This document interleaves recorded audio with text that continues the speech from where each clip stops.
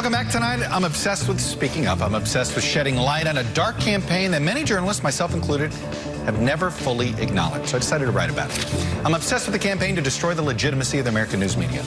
Bashing the media for political gain isn't new.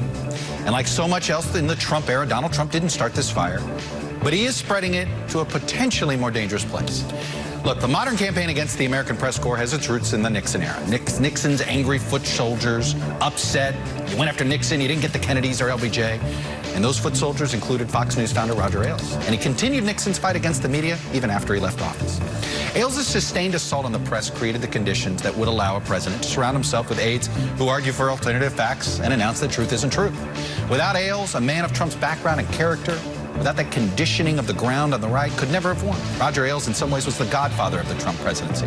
Now, I fully acknowledge news organizations and serious journalists make mistakes, and they have some bias issues, but they're different kinds. And when we do, though, we correct the record. I also fully acknowledge we bring our own biases.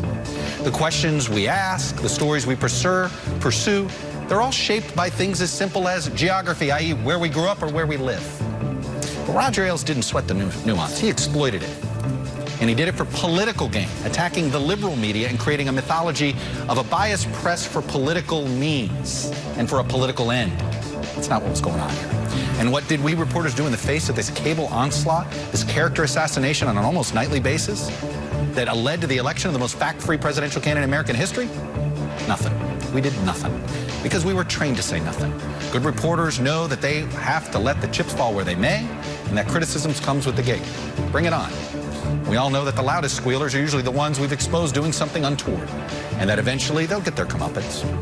American democracy requires a functioning press that informs voters and creates a shared set of facts. If journalists are going to defend the integrity of their work and the role it plays in a sustaining democracy, we're going to need to start defending our work and fighting back against unfair, ridiculous charges. Every day, we need to do our job, check our facts, strive to be transparent, and say what we're seeing.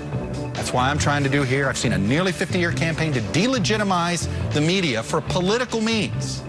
And I'm going ahead and saying it. Not advocating for a more activist press in the political sense, but simply for a more aggressive one and a more straight-shooting one. It means having a lower tolerance for talking points, a greater willingness to speak in just plain truths. This is happening, I'm telling you. And it means not allowing ourselves to be so spun and not giving guests or sources a platform to spin readers untruths if we know it, even if it angers them. Access isn't journalism's holy grail anymore, and never should have been.